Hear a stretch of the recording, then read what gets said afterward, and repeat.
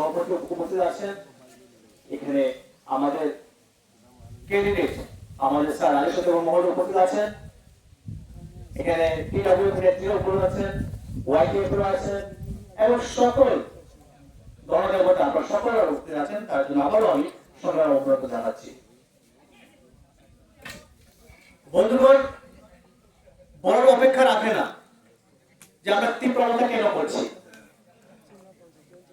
তীব্রতা কেন করছি, বড় অপেক্ষা রাখে না। আমরা বিগত দিনগুলোতেও 2019 থেকে যখন এনজিও ছিল সেই সিনের যাত্রা শুরু হয়েছিল, আজ 2026 ইংরেজি চলছে।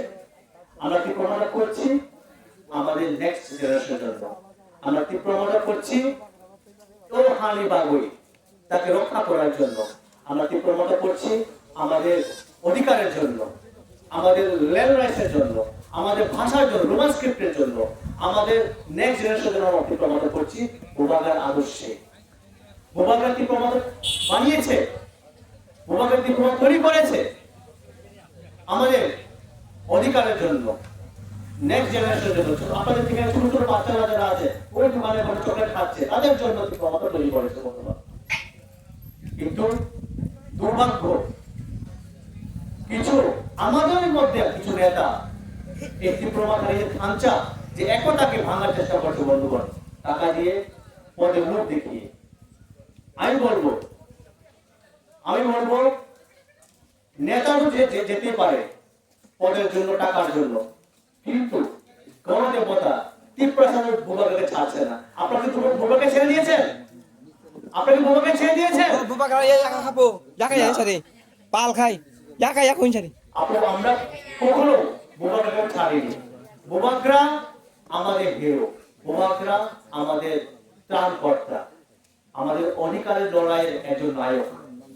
আজকে এই সুবর্ণ সুযোগে আমি সকলকে বলতে চাই একতা হতে হবে। আমি আমার থেকে এসেছি আমাদের কেন্দ্রের সাথে। আপনারা জানেন আমার সাথে লালছড়ি বিসি বলে একটা জায়গা আছে, লালছড়ি, সেটা এখন গ্রাম পঞ্চায়েত হয়ে গেছে সিপিএম এর আমলে। আবার বিজেপির আমলে বিশ্রামগঞ্জকে গ্রাম পঞ্চায়েত বানাচ্ছে। কারণ এডিসি হচ্ছে আমাদের তীব্রতাদের কবচ, তাবিজ। আমরা তাবিজ করি ভালো থাকার জন্য। এডিসি আমাদের তীব্রতা যে এটা আমাদের কবচের মতো কাজ করছে, সেটাকে ভাঙার জন্য বিজেপি সরকার ডক্টর মানিক সাহা চক্রান্ত করছে বন্ধুগণ। এই কবচ যদি ভেঙে যায় আমাদের ভবিষ্যৎ, আমাদের জায়গা হাতছাড়া হয়ে যাবে বন্ধুগণ। একটু বারের জন্য তীব্রতাকে এইবারও আবারও ক্ষমতায় আসন বসানোর জন্য আমি অনুরোধ করছি আপনার সকলকে। বন্ধুগণ, তীব্রতা বোবাগার আদর্শে সকলের জন্য কাজ করছে, এডিসিতে করার চেষ্টা করছে। আমরা সকলে জানি এডিসিতে টাকা আসছে না। বিজেপি সরকারের চক্রান্ত কিভাবে আর্থিক ফাইন্যান্সিয়াল টাকা পয়সা কিভাবে আটকে রাখা যায় সে চেষ্টা করছে। বন্ধুরা, আপনারা অবাক হবেন 2026, 2025 এবং 2026 যে ফাইন্যান্সিয়াল ইয়ার, যে আর্থিক বছরে 32,000 কোটি টাকা হচ্ছে ত্রিপুরার বাজেট। 32,000 কোটি টাকা, সেখানে এডিসিকে দেওয়ার কথা ছিল 9,000 কোটি টাকা, মাত্র দিয়েছে 800 কোটি টাকা, 1,000 কোটি টাকা হয়নি। তার মধ্যে আপনারা সকলে জানেন বেতন ভাতা, পেনশন সবকিছু দিয়ে মাত্র 1-150 কোটি টাকা থাকে। সেদিকে উন্নতি কিভাবে করা যায়? তবুও করছে, তবুও তীব্রতা টিএনসি সরকার মহারাজা আদর্শে তবুও করেছে। আর্থিক টাকা পয়সায় স্বাবলম্বী হওয়ার জন্য ইলেকট্রিক অটো দিয়েছে, দিচ্ছে।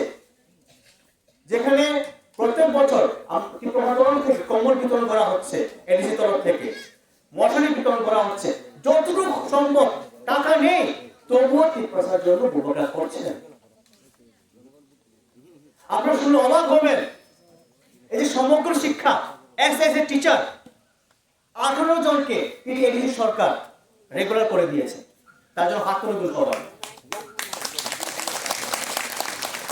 18 জন টিচার যারা এডিসি চাকরি করে এসএসএ তাদেরকে রেগুলার করে দিয়েছে, কিন্তু রাজ্য সরকার এখনো তাদেরকে যারা স্টেটে চাকরি করে রেগুলার করে নিয়ে এখনো বন্ধুগণ।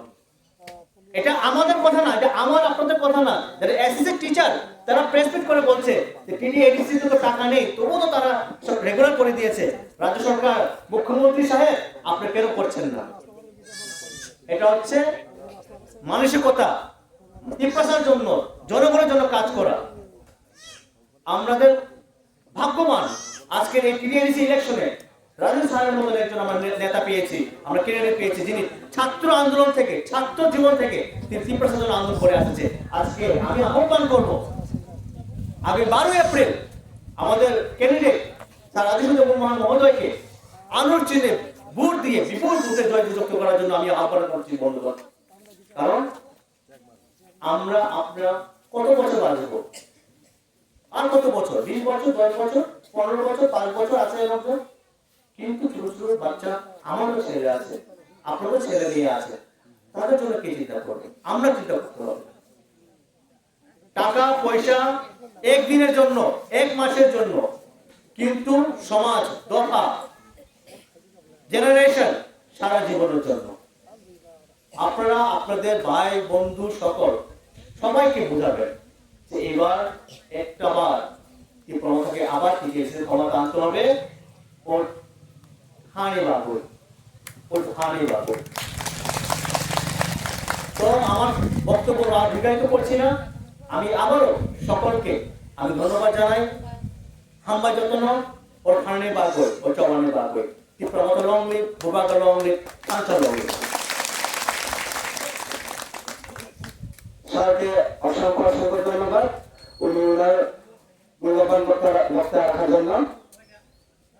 আর kami orang penai terus sehari hari kau dalam negeri 10 kali campur